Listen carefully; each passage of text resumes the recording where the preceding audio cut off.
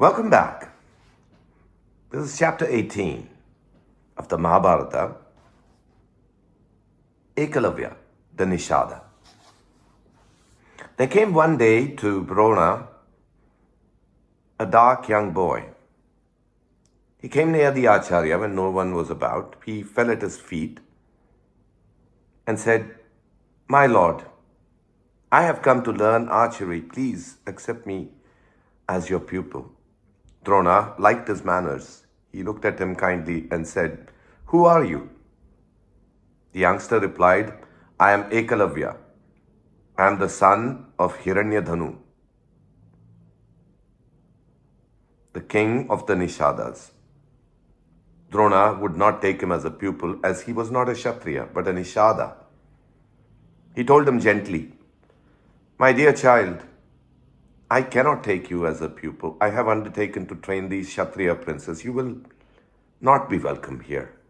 I like you, but I cannot take you."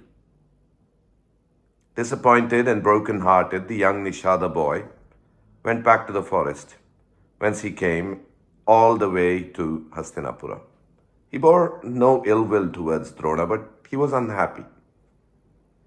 Back in the forest, he made a figure of Drona out of mud with his own hands. He called this image his guru. Daily, he would worship this image and then practice on his bow. In a short while, he found that he was able to learn archery quickly, such as the magnetism of desire. All one's conscious and unconscious thoughts are drawn towards this one desire, and all one's actions become only echoes of this voice of desire. It was even so with Ekalavya.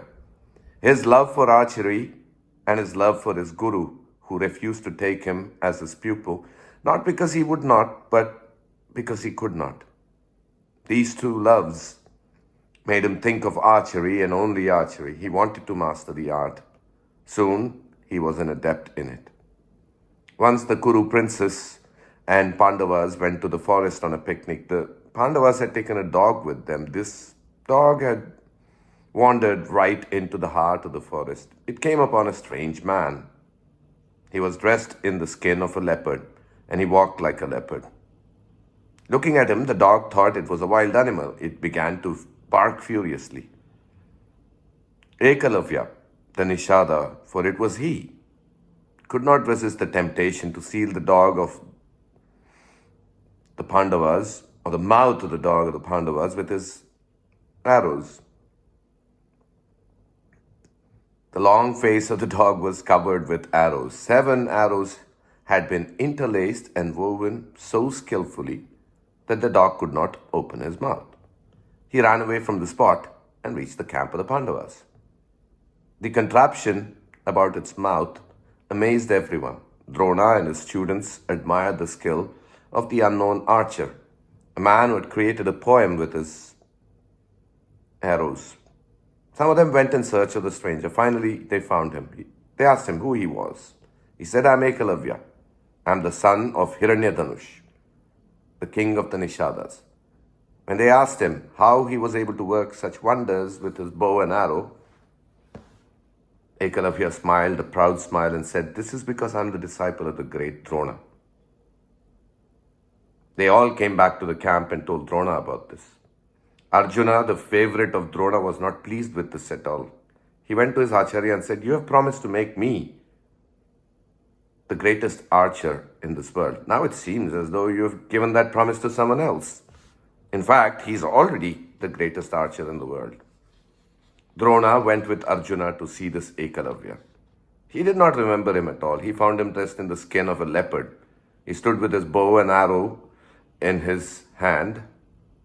Ekalavya saw his guru. He rushed to him and fell at his feet. His tears washed the feet of his beloved guru. Drona was charmed by him. He asked him as to when he became the pupil of Drona. Ekalavya was only too happy to relate the entire story to him. He was so naive and unaffected that Drona could not help loving him. Ekalavya did not even seem to realize how great an archer he was. Drona paused for a moment. With great unwillingness, he said, "You claim to be my pupil, it is but right that I should claim dakshina from you. Of course, said Ekalavya. I will be honored if you do but ask. Drona saw the relentless look on the face of Arjuna. He said, I want your thumb, the thumb of your right hand.